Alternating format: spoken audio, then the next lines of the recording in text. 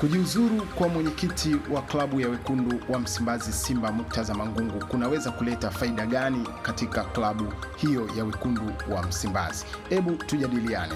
Klabu ya wekundu wa Msimbazi Simba ilipoteza mchezo wao wa marudiano kati ya Simba na Esperance de Tunis ya kutokea kule Tunisia, ambapo mashabiki wa wekundu wa Msimbazi wenye hasira kali walidiriki kumrushia ngumi na kumdhihaki mwenyekiti wa klabu hiyo Murtaza Mangungu, ambapo shabiki mmoja alidiriki hata kumpiga ngumi mwenyekiti, lakini askari walisaidia katika kutuliza ghasia zile na kumkinga mwenyekiti Murtaza Mangungu ili asije akazurika na yale ambayo yanaendelea. Mwenyekiti amesema mengi ikiwemo kutaka kujiuzuru katika klabu ya wekundu wa Msimbazi, lakini kingine alichokizungumzia ni kwamba hata nikijiuzuru, kuna faida gani ambayo inaweza ikapatikana katika klabu ya wekundu wa Msimbazi?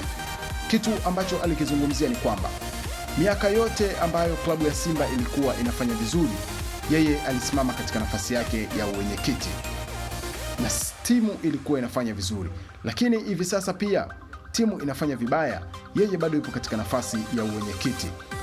Mashabiki wa klabu ya wekundu wa Msimbazi wanashindwa kukumbuka zile raha ambazo walikuwa wanapata nyakati zile ambazo klabu inafanya vizuri, hali ya kuwa yeye akiwa ni mwenyekiti? Kwa nini wakubali tu shida ambazo wanazipata hivi sasa hali ya kuwa mimi ni mwenyekiti? Murtaza Mangungu anasema mashabiki wa Simba Sports sijawazoea wakiwa katika hali kama hii. Tunachotakiwa tushikane kwa pamoja ili tuisimamishe timu yetu. Hivi sasa timu yetu haiko katika hali nzuri na timu yetu bado tuko katika kuijenga, na ndio maana tulifumua klabu nzima na kuingiza ingizo jipya ili kuleta mabadiliko katika klabu yetu ya wekundu wa Msimbazi. Mwenyekiti Murtaza Mangungu anaongeza na kusema kwamba mashabiki wa klabu ya wekundu wa Msimbazi wameshikwa hasira sana mpaka kudiliki kutaka kunipiga.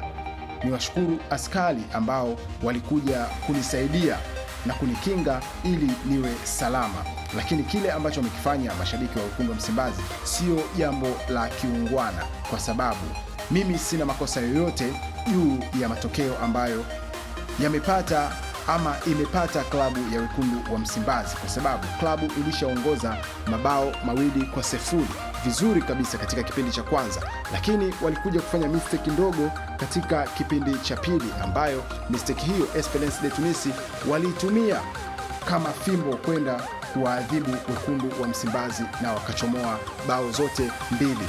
Mimi kama mwenyekiti nina tatizo gani juu ya hayo matokeo ambayo wamepata wekundu wa Msimbazi mpaka mashabiki wa Simba wadiliki kunitukana na kunirushia ngumi na kunidhihaki kama vile walivyonidhihaki?